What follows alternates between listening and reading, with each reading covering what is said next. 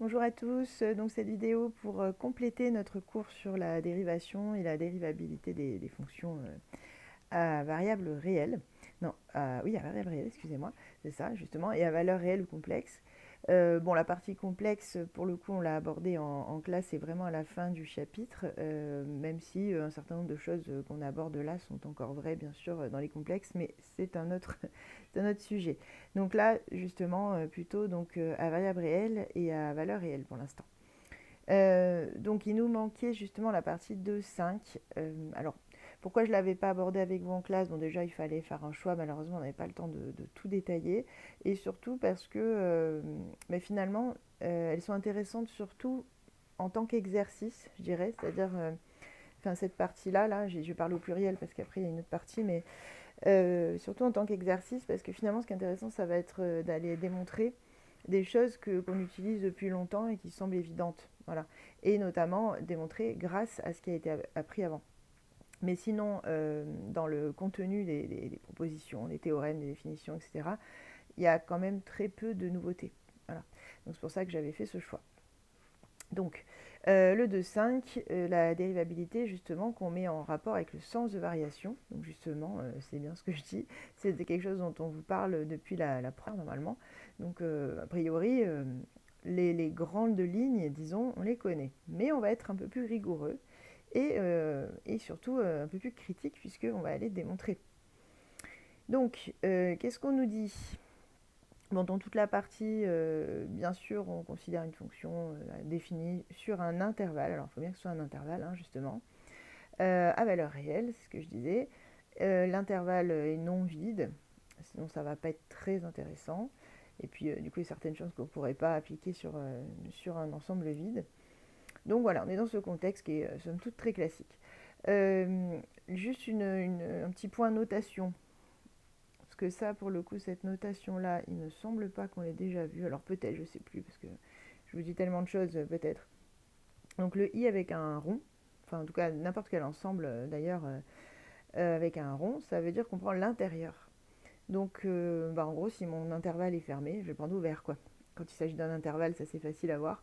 Donc j'enlève les bords, les extrémités de mon ensemble, de mon intervalle ici. Voilà, donc quand on parle de i rond, on prend donc un nombre qui ne peut pas être aux bornes de l'intervalle.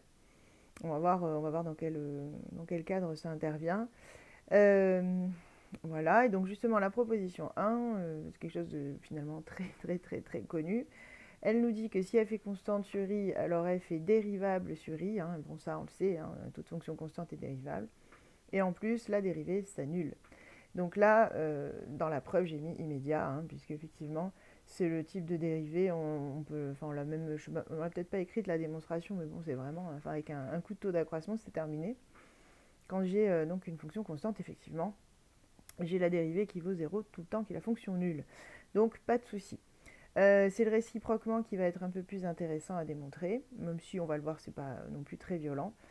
Donc réciproquement, si f est dérivable à l'intérieur, enfin au moins sur l'intérieur de i, pas forcément sur tout i, euh, continue sur i en revanche, et si donc la dérivée s'annule justement au moins dans tout l'intérieur de i, alors on va pouvoir dire que f est constante sur i. Donc en gros, on va récupérer les bords par extension, quoi. Hein. Mais le réciproquement est écrit à part, donc on n'a pas écrit comme une équivalence parce que c'est pas exactement les mêmes conditions. Pour le réciproquement, pardon, au final, on est légèrement moins exigeant. Mais évidemment, si on prend f dérivable sur i sans parler d'intérieur, et f' nul sur tout i, ça fait aussi une fonction constante, bien sûr. Hein, mais on vous montre, en fait, on exhibe les conditions les plus, les moins exigeantes possibles. Donc, du coup, déjà, j'ai juste écrit déjà quelques petites choses pour qu'on gagne un petit peu de temps sur la vidéo. Donc, on suppose que f est dérivable sur i ronde, continue sur i, tel que justement la dérivée s'annule sur tout l'intérieur de i. Bon, on va montrer que f est constante sur i. On va prendre donc un a et un b dans i, avec a inférieur strictement à b, tout simplement pour pouvoir considérer l'intervalle ab.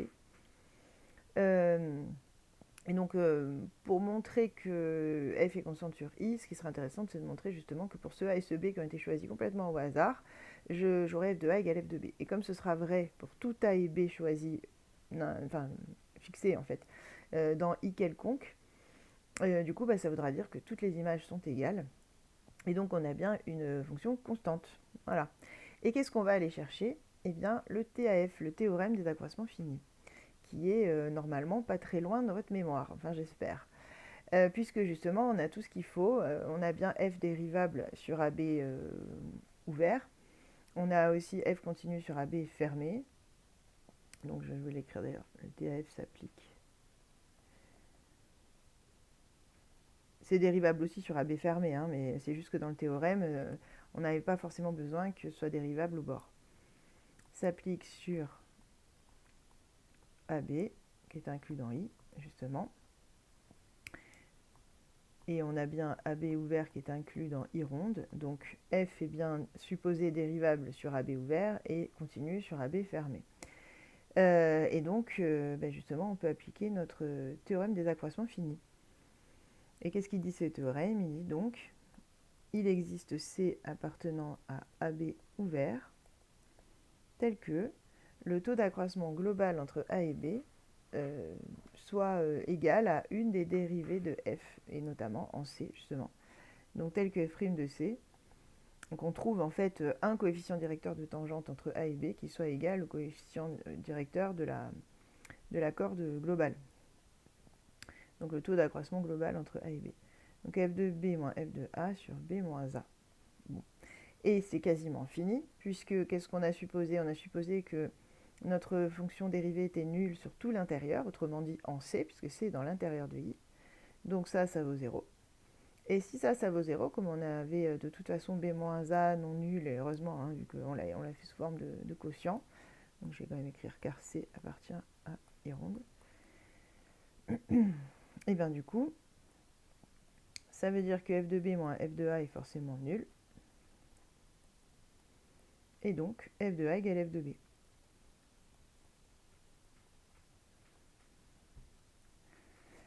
Donc cela restant vrai pour tout couple AB, donc pour tout AB appartenant à I carré,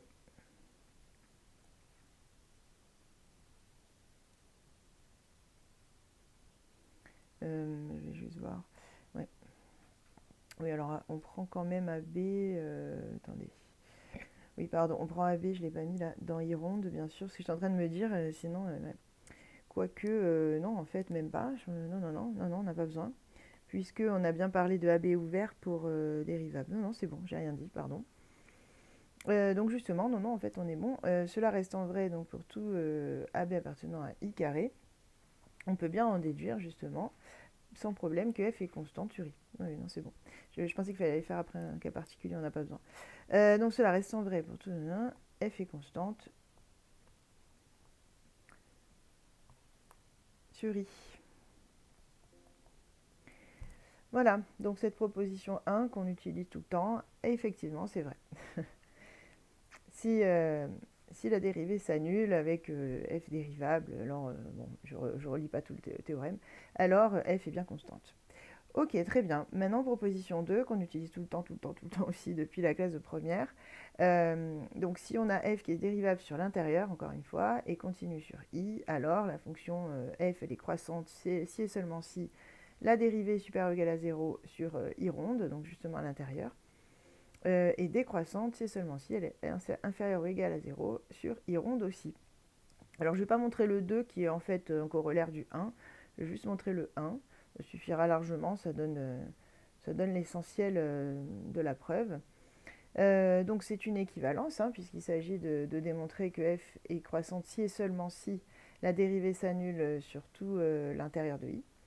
Donc on va faire les deux sens. Donc d'abord le sens direct, on aurait pu faire dans l'autre ordre, peu importe. Du coup c'est dans le sens où on suppose que f est croissante sur i. On prend x donc appartenant à i ronde et on voudrait montrer qu'alors f' est forcément supérieur ou égal à 0 f' de x donc, puisque x est dans i ronde, et donc ça voudra dire que f' est positive sur i ronde, puisque ce sera vrai pour tout x de l'intérieur de i. Donc là, alors on ne va pas forcément aller chercher un grand théorème, là pour le coup c'est assez basique.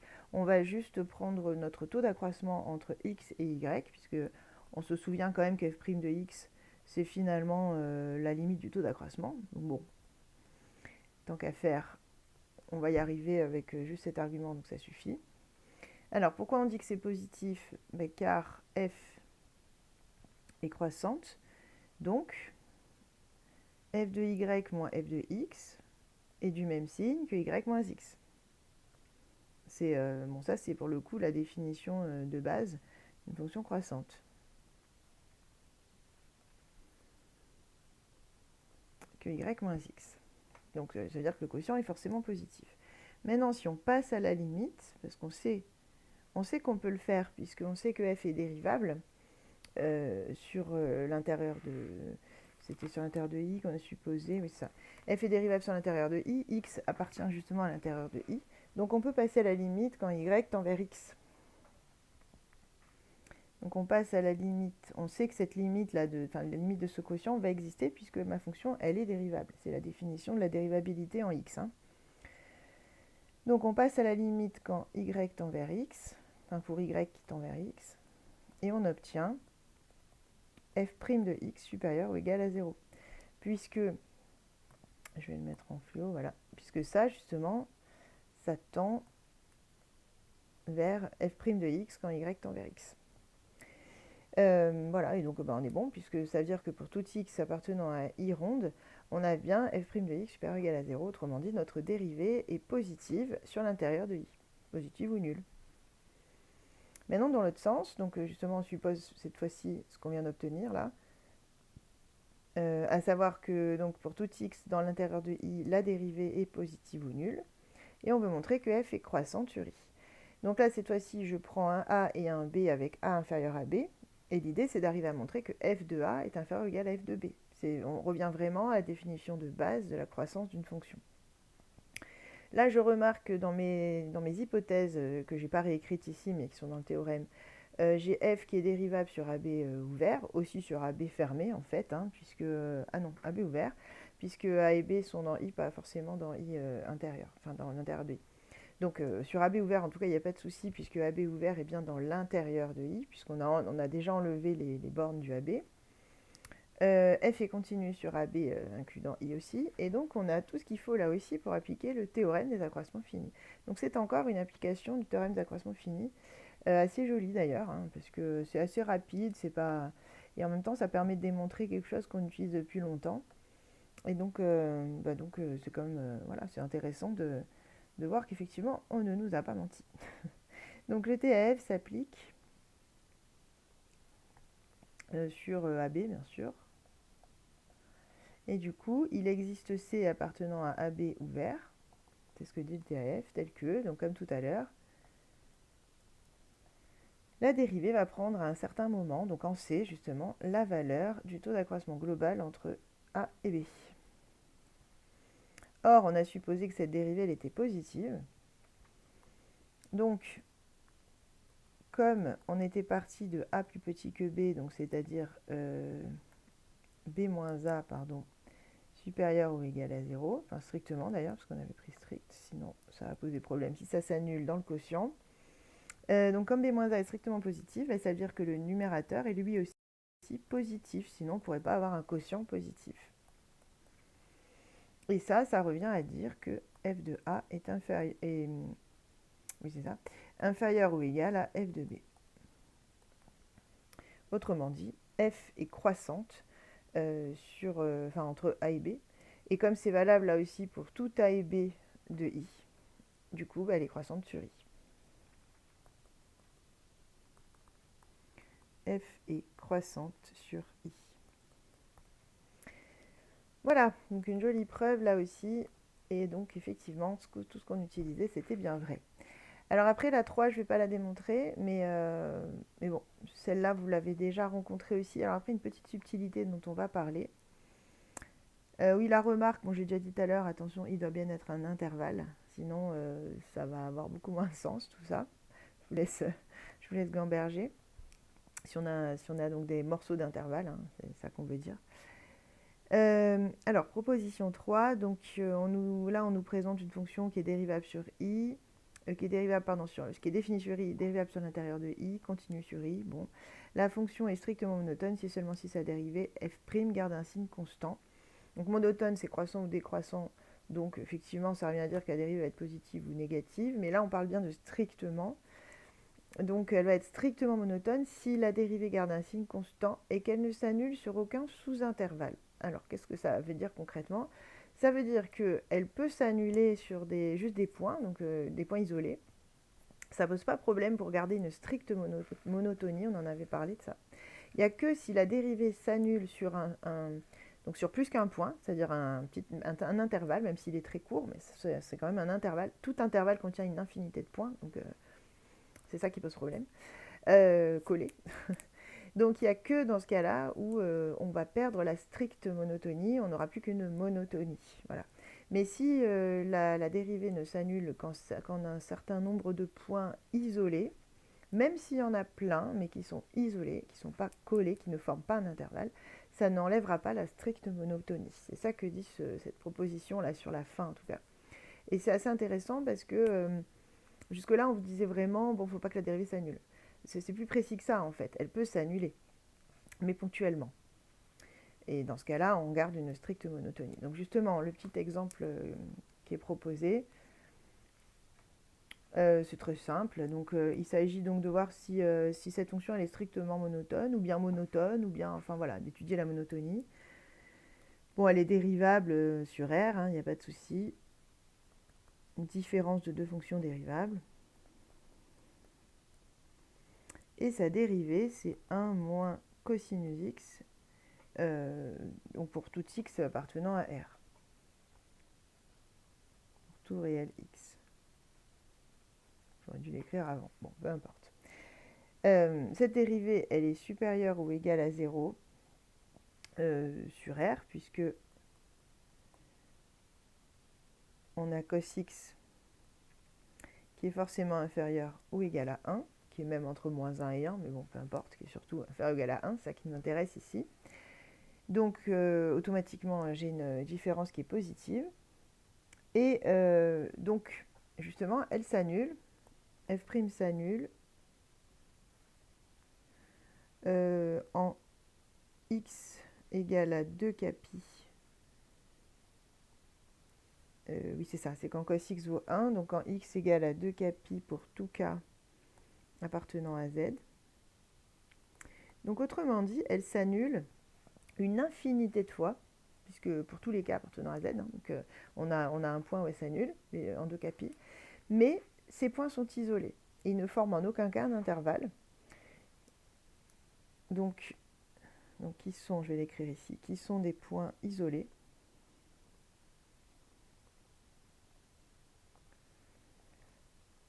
Donc elle ne s'annule sur aucun sous-intervalle de R, et donc on peut considérer qu'elle est strictement croissante.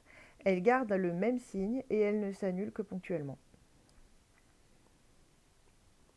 Donc f est strictement croissante. Donc c'est intéressant parce qu'on a f' qui est supérieur ou égal à 0 et on a f qui est strictement croissante. Donc en gros, si vous avez f' strictement supérieur à 0, vous pouvez déjà dire que f est strictement croissante, évidemment.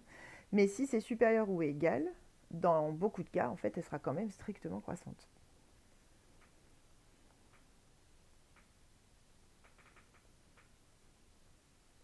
Ce qui effectivement, si vous réfléchissez 2 secondes, c'est très logique, puisque annuler la dérivée ponctuellement, ça veut juste dire qu'on passe par une tangente horizontale, mais ça ne veut pas dire qu'on stagne. C'est-à-dire que si tout de suite on repart et qu'on repart soit à la hausse, soit à la baisse, on aura fait une tangente horizontale et c'est tout.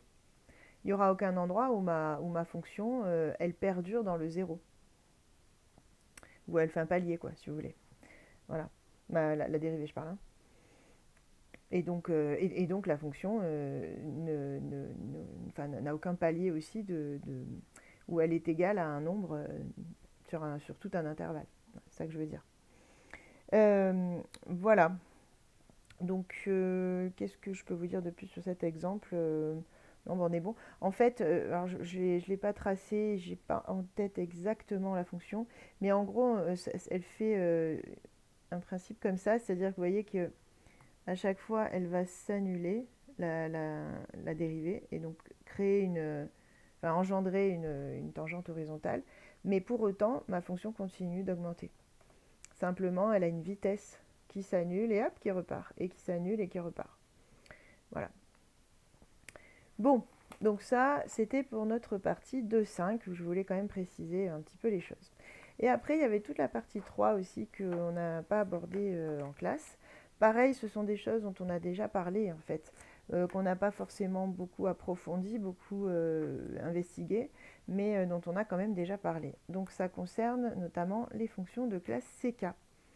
Alors les C1, on en a quand même beaucoup parlé. On avait vu que c'était les fonctions dérivables, la dérivée continue. J'avais sûrement dû même donner des exemples, etc. Je ne me souviens plus exactement. On a même vu l'ensemble des formules quasiment là qu'on va réécrire. Mais voilà, on avait moins fouillé, c'est tout. Donc je me suis permis ça aussi de vous le laisser à faire tout seul.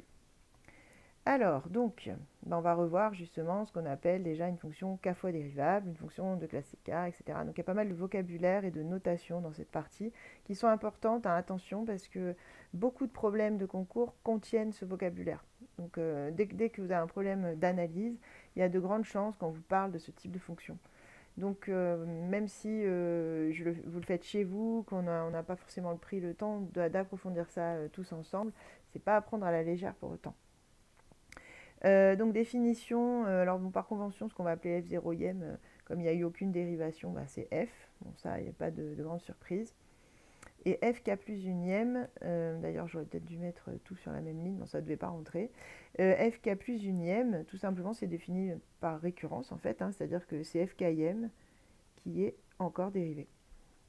Voilà, et je rappelle d'ailleurs au passage, je l'avais déjà dit mais je le redis, fkm n'est pas du tout égal à f puissance k. Donc attention dans vos notations à bien mettre vos parenthèses ici quand vous parlez d'une dérivée km. C'est pas du tout la même chose que mettre la fonction à la puissance k. Donc si fkm existe, en fait, si elle est bien définie sur tout l'intervalle i, on dit que f est k fois dérivable. Donc, dans les faits, comment on montre qu'une fonction est k fois dérivable? Alors, soit on tombe sur des fonctions de référence dont il a déjà été écrit dans le cours qu'elles étaient k fois dérivables, et donc il n'y a pas de souci. Soit, et bien après, il faut le faire à la main, c'est-à-dire que déjà montrer qu'elle est dérivable une première fois, et puis une deuxième fois, puis une troisième fois. Donc à chaque fois, si je montre que f' déjà existe, donc f est dérivable. Après, pour f', pareil, je vais montrer qu'elle est dérivable, et donc f seconde existe, etc. Voilà, ça peut se faire, d'ailleurs selon la définition des fonctions, hein, on peut faire une récurrence, on peut faire, on peut invoquer quand même des fonctions de référence, mais avec des opérations, donc des composés, des additions, etc. Voilà, en général, on évitera en tout cas d'avoir à le faire vraiment à la main, entre guillemets, c'est-à-dire pour chaque ordre, devoir démontrer la dérivabilité par le taux d'accroissement, etc. Et évidemment, on évitera, parfois on n'aura pas le choix. En revanche, là après on va parler des C infinis. Donc C infinis, ça veut dire qu'on peut les dériver de façon, enfin un nombre infini de fois. Donc on dit qu'elles sont infiniment dérivables. Celles-là, à part des récurrences, je vais avoir du mal évidemment à montrer ça pour tous les ordres. Donc de toute manière, c'est bien qu'à un moment on passe par là. Alors, mais j'ai pris un petit peu d'avance. Donc déjà les notations. Donc nous en maths, on utilise beaucoup cette notation avec le cas entre parenthèses. Mais ce n'est pas la seule qui existe. Alors nous, on utilise surtout celle-là, là dans le cadre des fonctions. Donc, enfin, même en deuxième année, vous voyez surtout des fonctions comme ça, mais pas que. En deuxième année, vous verrez des fonctions à plusieurs variables, donc vous aurez besoin d'autres notations. Mais tant qu'il n'y a qu'une variable, en tout cas, on aime bien utiliser celle-là, puisque c'est moins lourd, et on n'a pas d'ambiguïté sur la variable, donc inutile de préciser par rapport à qui on dérive. Mais la notation, évidemment, où on précise par rapport à qui on dérive existe, c'est celle que, normalement, vous voyez déjà en physique. Donc, quand une dérivée première par rapport à x, justement, alors c'est exactement le même principe que l'intégrale, hein, où on dit aussi qu'on intègre par rapport à x, on met un dx. J'avais expliqué le sens profond, hein, mais... Donc, en gros, df sur dx, donc j'ai une différence infinitésimale entre deux images de f sur une différence infinitésimale entre les deux abscisses correspondantes, ce qui revient bien donc à la limite du taux d'accroissement, justement, qu'on a décidé là de noter autrement. Mais bon, sinon c'est à peu près l'idée. Voilà, et donc si je dérive plusieurs fois, en fait j'applique l'opérateur d sur dx plein de fois, et donc effectivement ça revient à écrire ça comme en fait une composée KM, hein. En fait on compose plusieurs fois la dérivée. Donc voilà, en réalité on l'écrirait plutôt comme ça, de f, et après les parenthèses ont disparu, mais c'est l'idée. Voilà. Donc quand on dérive k fois, on peut aussi l'écrire comme ça. Celle-là de notation est moins utilisée. Elle existe aussi, mais elle est moins utilisée. Ensuite, alors justement, l'ensemble des fonctions de classe CK. Donc, si ma fonction, elle est bien k fois dérivable, donc admettons que j'ai déjà passé toutes ces étapes-là, et que la toute dernière, la fkm, elle est en plus continue. Alors, elle n'est pas forcément dérivable, celle-là, du coup, puisque sinon je serais ck plus 1. Elle l'est peut-être. Et quand je dis qu'elle est de classe CK, la fonction, je n'ai pas forcément la dérivabilité de fkm. En revanche, j'ai forcément la continuité de fkm. Donc en gros, retenez qu'une fonction de classe CK, c'est une fonction qui se dérive k fois, et la toute dernière, elle doit aussi être continue. Voilà. Donc, qui est sur l'intervalle considéré, bien sûr. Et alors, justement, les C infinies, c'est celles pour lesquelles fkm existe pour tout cas. Et donc là, forcément, on n'a pas de condition sur la dernière, puisqu'on ne sait même pas qui est la dernière, il n'y a pas de dernière. Donc là, ça veut vraiment juste dire que tous les fkm existent. Donc elle est dérivable une infinité de fois, elle est infiniment dérivable. Ça, il me semble qu'on en avait parlé aussi, mais c'est pas grave, je le redis. Donc l'ensemble des fonctions de classe CK ont aussi leur notation, enfin a aussi sa notation. Donc CK, les fonctions CK de I dans R, donc ensemble de départ, ensemble d'arrivée. Que dire d'autre? Voilà. Et vous voyez qu'il y a aussi l'infini possible pour les cas. Ah oui, les remarques pour toutes ces, enfin, toutes les correspondances qu'il peut y avoir, les liens qu'il peut y avoir, voilà, entre les différentes notations. Être infiniment dérivable, évidemment, c'est plus fort qu'être dérivable 10 fois, qui est lui-même plus fort qu'être dérivable 3 fois, etc.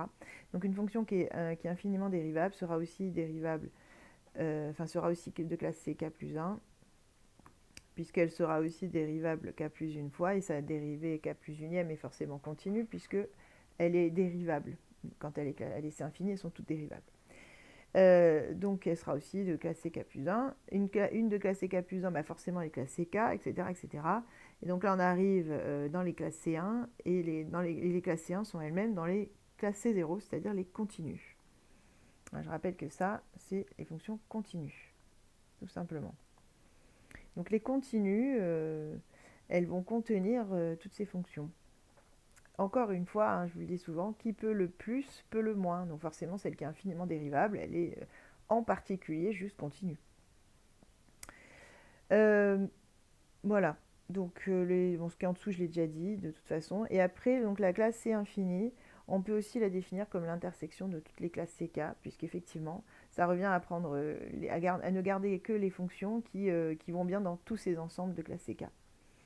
Donc ça paraît pas aberrant non plus. Donc juste pour récapituler là sur tous les ensembles qu'on a vus, et après je pense que je couperai la vidéo en deux pour faire un petit peu moins long.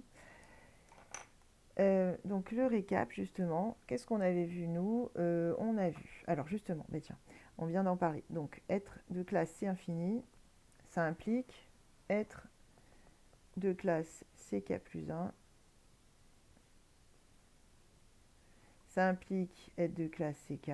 Ça, tout ça, c'est déjà dans votre cours, sauf que c'est avec des inclusions, mais ça revient au même si je prends les fonctions. Donc, une fonction de classe infinie, elle va être aussi de classe CK, elle va être aussi de classe C1. Bon, je ne mets pas les ensembles, hein, mais on a compris. Elle va être aussi continue, puisqu'elle va être aussi de classe C0. Et même entre les deux, je dirais qu'il y a aussi la dérivabilité. Une fonction de classe C1, rappelez-vous, c'est une fonction dérivable à dérivée continue, donc elle est dérivable en particulier. Et dérivable implique continu, ça on l'avait même démontré. Donc on a vu tout ça. On a vu aussi dans tout ça les Lipschitziennes. Alors, où elles se situent? C'est intéressant de voir. Mais on a vu que si une fonction est dérivable à dérivée bornée, donc si f' bornée, alors elle va être aussi Lipschitzienne. Et on a vu qu'une fonction Lipschitzienne est forcément continue. Donc elle est quelque part entre les deux. On a vu aussi qu'il existait des Lipschitziennes qui n'étaient pas dérivables, et vice-versa d'ailleurs, des dérivables qui n'étaient pas Lipschitziennes. Donc voilà, on ne peut pas faire mieux que la mettre là comme ça. Et après, les classes C1, oui, celles qui sont de classe C1, on peut rajouter ça simplement sur un segment, donc sur un fermé borné. Elles ont forcément leur dérivée continue sur ce même segment, donc la dérivée est forcément bornée, et donc ce sont des fonctions qui vont être à la fois dérivables et avec une dérivée bornée, donc elles vont être Lipschitziennes aussi. Voilà, si on récapitule tous les ensembles, alors après on peut écrire ça avec le nom des ensembles, hein. Là bon, moi j'ai essayé de faire simple. Donc on a, enfin je veux dire, on pourrait écrire ça de façon ensembliste, avec les inclusions et les noms d'ensemble. Là j'ai plutôt écrit ça avec le vocabulaire fonctionnel. Mais voilà, ça donne un peu de recul sur ce qu'on a fait. Bon, donc après, il nous reste du coup à aller voir toutes les opérations. Et oui, voilà, c'est ça, donc le 3,2 et le 3,3, sur lesquels j'ai quelques exemples à vous montrer. Donc je vais plutôt, qu'est-ce que je vais faire? Non, je vais quand même finir le 3,1 en vous donnant des exemples classiques de fonctions de classe CK et c'est infini, justement. Et ensuite, je ferai une autre vidéo pour le reste où il y a des exemples à traiter. Enfin, ça risque d'être encore un petit peu long, donc je ferai une autre vidéo. Donc, dans les exemples courants, on a évidemment toutes les fonctions polynomiales. Donc, les fonctions polynomiales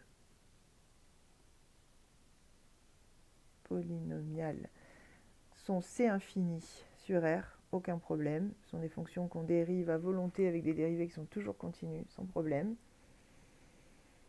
On pourrait se demander, bon ça j'y viendrai peut-être après, on pourrait chercher à écrire justement la dérivée pm d'un polynôme. Bon, ça j'y reviendrai. Là on est vraiment dans les exemples juste de fonctions qui sont de classe CK ou qui ne le sont pas.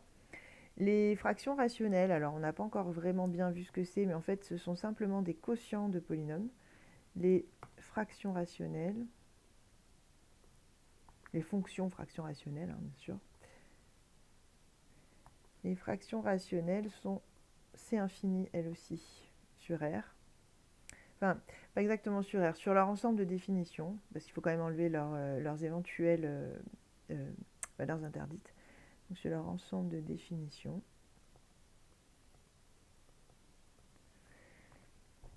Voilà. Après des fonctions plus précisément, donc exponentielles, bien sûr. Exponentielle appartient, donc et c'est infini de R dans R. Et elle, en plus, on peut directement donner sa dérivée énième. Pour le coup, là, ça fait exponentielle de x, enfin de x, quoi, pour tout n. Ce qu'on va voir justement pour obtenir la dérivée énième, en revanche, c'est pas si simple, même si on sait que les fonctions sont C infini, c'est pas si facile que ça d'obtenir les dérivées énièmes. Voilà, après, bon, on en a plein, hein. On va avoir évidemment ln aussi, sur R plus étoile. Voilà, etc., etc. Donc, la racine carrée, attention, parce qu'elle n'est pas dérivable en 0, donc pas sur R, hein, sur R plus étoile, on pourrait aussi, on pourrait parler des fonctions cosinus, bien sûr. Fonction cosinus, sinus sur R, donc cos, sin, alors tangente, pas sur R. Donc c'est infini de R dans R, bon, etc., arctangente, les arcs sin, arcs cos, il faut juste faire attention aux intervalles, mais ce sont aussi des fonctions qu'on peut dériver de façon infinie, avec un nombre infini de fois, simplement en prenant les x dans les bons intervalles. Voilà. Bon, je pense que ça suffit, vous avez quelques exemples. Et après, justement, donc on ira... je suis en train de me demander si je vous avais pas mis... Ah oui, je me souviens plus. J'ai dû vous mettre... Oui, voilà, c'est ça. J'ai mis un exemple, mais c'est dans le 3.3. Donc on le fera après. Un exemple où on a justement une fonction... 3.3, oui, c'est ça. J'ai mis dans le 3.3. Une fonction qui est pas c'est infini. C'est-à-dire qu'il y a un moment où on n'y arrive plus. Et ce sont des fonctions souvent un peu moins classiques, un peu moins connues, parce que justement, ce sont des fonctions qui ne sont pas très régulières et qui vont poser quelques problèmes. Voilà. Disons que l'essentiel des fonctions que vous connaissez, pas toutes, hein, aujourd'hui, vous en connaissez beaucoup, mais beaucoup sont C infini en choisissant les bons ensembles. Bon, ça ira pour cette vidéo-là. Je vous retrouve donc dans la prochaine. Merci pour votre écoute. J'espère que c'était suffisamment clair. Évidemment, je vous invite à revenir vers moi si besoin.